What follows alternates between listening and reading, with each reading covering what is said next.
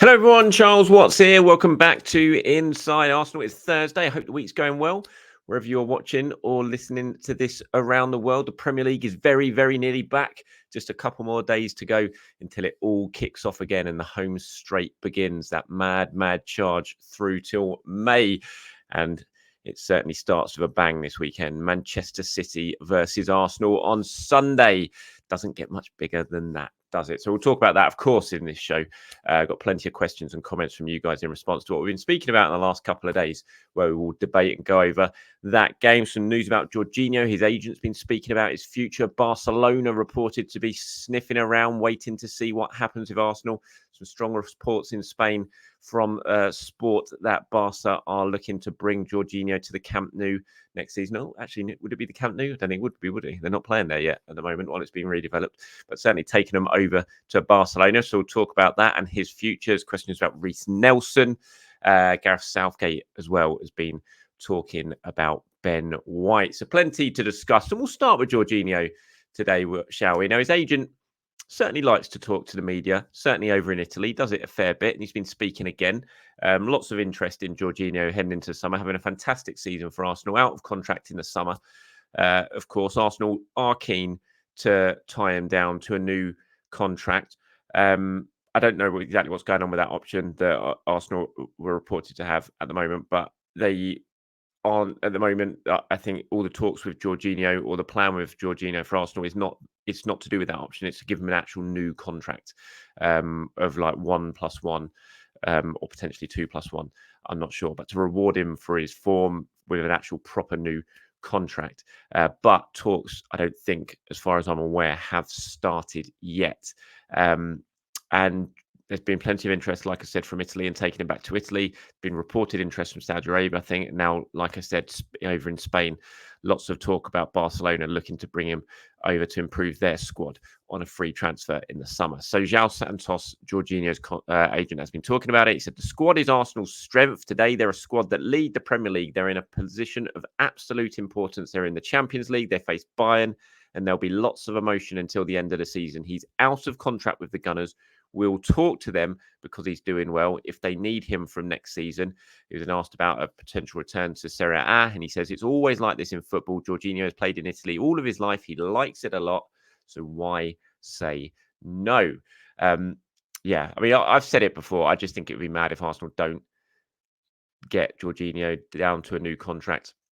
Obviously, a lot depends on him at his age, and I think there's so much respect, mutual respect between Arsenal, Arteta, Edu, and Jorginho, that if he really is keen to do something else at the end of this season, that they will just probably reluctantly let him go, because that respect is there between all parties when it comes to him. And the job he's done at Arsenal has been fantastic. The players love him. The management staff love him.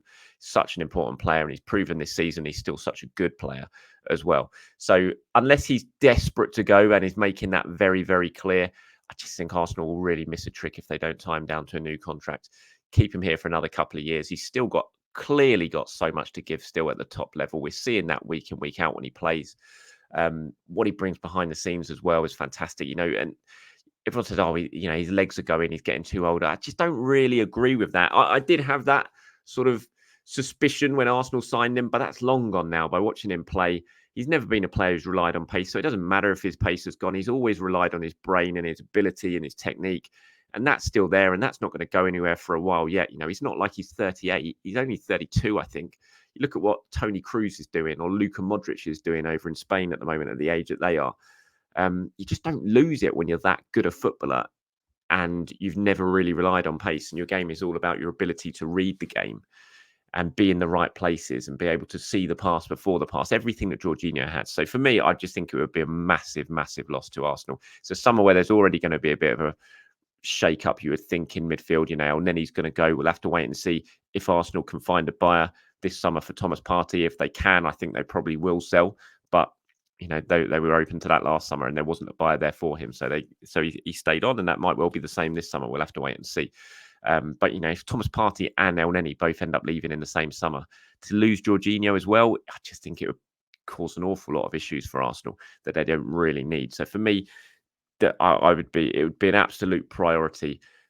It's tough now because there's so much going on. It's like, do you really want to get involved in contract talks right now until the end of the season? Probably not. So it is probably something that's going to wait until the season finishes, but it would certainly be right at the top of my priority list to keep Jorginho and to keep him out of the clutches of Barcelona or any of the Italian clubs that are sniffing after him. I really think he deserves to stay at Arsenal. But let me know what you guys think in the comments below. Love to get your thoughts on that. Right, Gareth Southgate has been talking a little bit more following the international friendlies, England playing Brazil and Belgium, of course, without Ben White, who was left out of the squad at his own request. Gareth Southgate revealing that at the beginning of the international break. Now the break's finished. I think in this sort of embargo questions after the game against Brazil, he talked a little bit more about Ben. He said, it's really for Ben now. Declan is obviously in a difficult situation. You're asking him about a teammate and he's going to be careful how he says.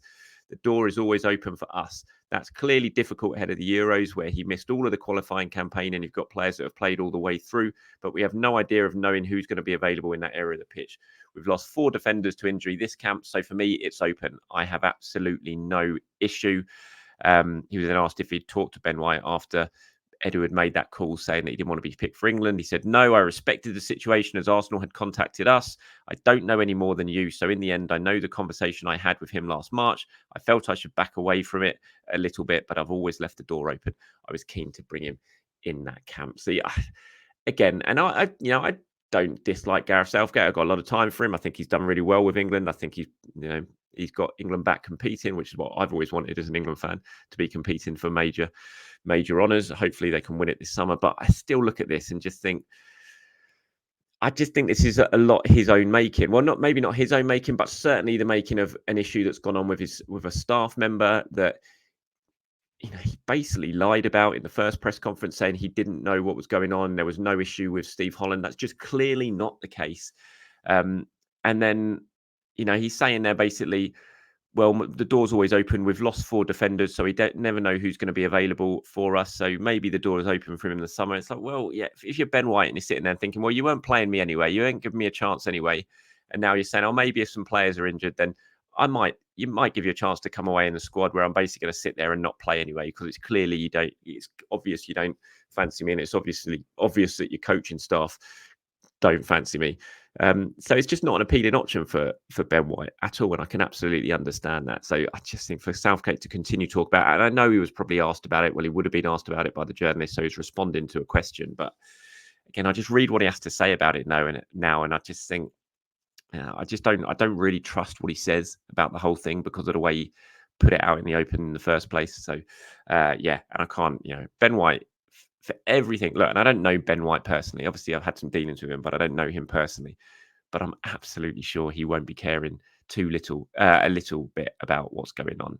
He's got that character where he can shut it out, where he can just be himself. He can switch off when he goes home after working at Arsenal. And I just don't think he's going to get bothered by this. It'll be interesting to see what sort of reception he gets at away games now between now and the end of the season. I'm sure he will get a little bit targeted, especially at games like Spurs away and things like that, because of what Gareth Southgate has said and brought out into the open. But again, I just think he'll thrive off that a little bit. I mean, we all see it. He loves to be that wind-up merchant, Ben White. He sort of gets off on it. It's what drives his game an awful lot of the time. So I think if that's how he's going to get sort of targeted by away fans, I don't think he'll go into his shell by any means. I think he'll really thrive on it. So I have no real worries about him, given the reaction he might well get. Right, moving on to the Manchester City game now. I can't believe it's only 3 days away. Felt at the start of the international break, it felt ages away, and now it's just 3 days. What a huge game! What a massive game for the Premier League, for Arsenal, for Man City, just for everyone. I'm so. I've always dreaded going to the Etihad. It's kind of similar to Anfield. I hate going to Anfield because I've just seen Arsenal lose so badly so many times there that I hate it. And it's exactly the same at the Etihad, because every time I've been, I've never seen Arsenal win at the Etihad. I've always seen Arsenal hammered at the Etihad. It's just that place you turn up and you know what's going to happen. But I really don't have that feeling this time. They might go and lose. I'm not saying Arsenal are going to go there and win. It's impossible to really predict that away at Manchester City. But I just want to see how they do. I'm excited to see how this team handles it, because I just think they're going to be different. It's going to be different. I think they're going to approach it differently. I think they're going to back themselves. I think they're going to try and take the game to City in any way that they can. And I think they'll go toe-to-toe with them. Again, I'm not saying they're going to win. It's a flip of the coin type thing. You're playing the best team in the world at home, where they just don't lose. They haven't lost in, I don't even know how long, since that Brentford game, I think, before the World Cup. So it's going to be incredibly difficult, but I'm just really looking forward to seeing how Arsenal handle this situation because they're going there full of momentum, full of belief, and I think they believe they can win. Well, in fact, I know they believe they can win because you can just see that with this team, and they will back themselves. And I'm really looking forward to it. Now, there's a few of you guys have been talking about the game and how things should be set up. Molson at the top there says, looking at how important this game is this season, I think that back four should be maintained. Our defensive numbers have improved with Jakub Kiwior in it. The midfield, I think, playing a two-man defensive midfield with Reiss playing more of a full six and more of a number eight. It's best suited to hold Foden and KDB with Jorginho sitting deeply in the sixth role where he mostly starts out that counter-attack with his through balls, and Trossard could pick up that Martinelli role with Kai as the false nine. 01 Freed says, if Lewis does play at right back, it's Rico Lewis, of course, does play at right back on Sunday, keep an eye on Kai Havertz effectively playing left wing with Jesus moving into the central spaces. Arsenal would have a big advantage in terms of physicality. JPZ 1986 says, I have a cheeky feeling Arteta is going to start Tomiyasu at left back. Just imagining him and Gabriel back at London Colney training on some ace up the sleeve tactics while others are away. Plus, I think Arteta will and should gamble a bit on Tommy, thinking that Kiwior may be a little bit overwhelmed by the atmosphere at the Etihad at this stage of his career. So I'm not concerned about that. I think Kiwior will be fine in terms of the atmosphere at the Etihad. He's an experienced international player now. He played in a massive cauldron-like atmosphere at Wales on a Tuesday night. Obviously, it's very different. You're playing against a different quality of players there than you are when you play at Manchester City away at the Etihad. But I don't think the atmosphere will overwhelm Kiwior. But look, if Arsenal, and I said this yesterday on Inside Arsenal Extra Time with James, if Tomiyasu and Kiwior are both fully fit and both up to speed, I'll be playing Tomiyasu in this game. Absolutely 100%. And in the Bayern Munich games as well. But I don't know if Tomiyasu's up for speed. But if Arteta and the coaching staff have seen enough from him during the last couple of weeks of training that they think he is, then I'd have no issue with him playing. But if there's any sort of doubt over Tomiyasu's fitness, I'd be going with Kiwior, and I'd have no worries with that because I think Kiwior's been so impressive. I think Arsenal's defence have been so impressive with him in it that I wouldn't be worried about it whatsoever. Here's one from Nickel. I think Nickel Bambo says extra time. So this was for extra time. Obviously, I didn't get to read it yesterday, but I thought I'd bring it into today's normal show. Says, I understand why everyone is nervous about Man City on Sunday, but I'm not. I'm so confident that we are going to win. Has everyone forgotten the performance and the stats from the game at the Emirates? They didn't have a shot on target. Haaland had a 0.00 XG. Have we forgotten the performance at Wembley? We've beaten them twice already in one season. We are on fire right now. We have the most available players now that we've had in the last couple of years when facing them. Let's have some belief, please. I'm tired of this inferiority complex people have with Man City. This is Arsenal. The Arsenal. Really good comment there. And this is kind of how I feel about it as well. That's what I was saying earlier on. I'm nervous because it's Man City, obviously, and it's a huge, huge game. But I have just got that. I'm just excited about Arsenal taking them on at the top of the game. And like Nickel says here, that Arsenal going there full of confidence, full of belief. They're flying right now. If Saka, Gabriel, and Gabriel Martinelli are fit, and they've got a fully fit team basically to go there against Manchester City, then they're never going to have a better chance of beating them there. So yeah, I understand. I get why there is an inferiority complex because we've seen so many times Arsenal go to the Etihad and just get battered year after year, season after season. It happens, but I just don't think that's going to happen this Sunday. I say that knowing that whenever I'm confident about something, it goes wrong. I remember being so confident going to Porto in that first leg, feeling really, really good about it, and Arsenal ended up playing pretty rubbish and losing. But I don't think that's going to happen. I think they'll go toe to toe with Manchester City. They might lose, but I think they're going to go toe to toe to Man City, and I think they're going to. It's going to be a really good game between two excellent teams. I don't think it's going to be an Arsenal, Manchester City versus Liverpool type game. Whenever you see City and Liverpool go, it's always kind of end to end, high octane, almost like cup football. They always produce excellent games. I feel like this game might well be more of what we saw at the Emirates at the start of the season, in that really, really tight game. Not that many chances, but Arsenal ended up nicking it at the end. I think it might be a similar sort of game to that. But yeah, I mean, those two wins against them this season, and I'm counting the Community Shield as a win because even though it was on penalties at the end of the day, it was Arsenal who celebrated in Manchester City who were disappointed. So I'm counting it as a win. I just think those two wins are going to really help Arsenal's belief going to the Etihad this weekend. I really think when it's in the back of your mind, you can beat them. And that's a feeling Arsenal haven't had against Manchester City for a long, long time, but they know now they can beat them. And I think that's really going to help give them that little bit of an extra edge on Sunday at the Etihad. Here's a couple here from Arsenal OG. Says, Charles, I do not think that we will be a counter-attacking team versus City. This is not the way. Not the way. We will be proactive. High press will be in full effect and man-to-man marking all over the pitch. If we score first, then playing smart, we will be wise. Otherwise, not. And Coach Lance 7076 says, Charles, why would we change our style of play? We should play on the front foot, not just accept that we won't have possession. Last time we played them, possession was almost split. Yeah, this was what I was talking about yesterday when I was thinking, City are going to have more of the ball than Arsenal. I wasn't saying in that Arsenal should be a counter-attacking team. I think they will get opportunities to counter-attack, and I think they need to take that. When you look at City and you look at when they struggle against teams, it is often on a quick counter-attack. So I'm not saying that's what Arsenal have to rely on and solely play towards on Sunday, but I just think they need to be switched on enough in those opportunities when City are pressing, when they are dominating territory and possession, that you can get in behind them and take advantage of the space they leave behind. You go back to the Chelsea game a couple of months ago, or whenever it was, 6 weeks ago, when Chelsea drew 1-1 at the Etihad and were winning for a large chunk of time, and they caught them on the counter-attack a few times. Sterling scored one, and then they could have had another in the second half to go 2-0 up. And that's what I'm talking about. It's not all about that. And I think the game, it will be, I think City will probably have more of the ball, but I'm not saying it's going to be a 70-30% split of possession. I just think City will have more of the ball, and Arsenal are going to have to adjust to not having as much of the ball as they normally do.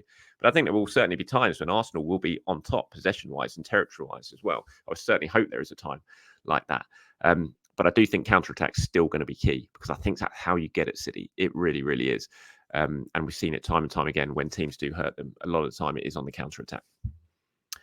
Just moving on to Reiss Nelson now. There's a question here from Beyond Shenelo, is that? Says, Charles, why are we looking for a wide winger when we have Reiss Nelson, who signed a new contract last year? Well, I always felt, and I said it at the time, that I thought Reiss probably deserved that new contract because of how well he played last season. When he did look good when he came on at times, was taking more responsibility, playing with a lot more intent.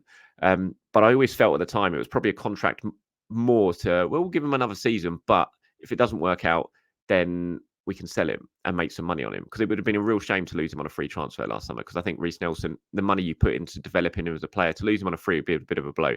And I always felt that contract was, as well as it was a bit of a reward for Reiss, I also felt it was Arsenal thinking, well, we'll give him another year, and if it doesn't work, we can then sell him and make some money. And I think that's what probably they're going to do this summer. I think they're going to look to sell. I think there will be some interest in Reiss Nelson. I think he's shown he's a good player in the last couple of years, and he's ready to, be a decent player at a Premier League club. I'm not sure that's Arsenal. And Arsenal should get a little bit of money for him. So I think that's why. I think they want to raise the level of the squad. I think they probably know they can do that. And they can bring in a winger who they trust a little bit more, or who Arteta trusts a little bit more than Reiss, to make an impact on game and change games. And Reiss can move on. Arsenal can get a bit of money for him, and he can move on and continue his career elsewhere. So I would say that's why they're looking at a wide winger. But, that's not criticism of Reiss. I think he's done well, but I do think it'd be a shame if Arsenal had lost him for free. That's it from me, everyone. Thank you very much for watching. Appreciate it. As always, Mikel Arteta's press conference is tomorrow.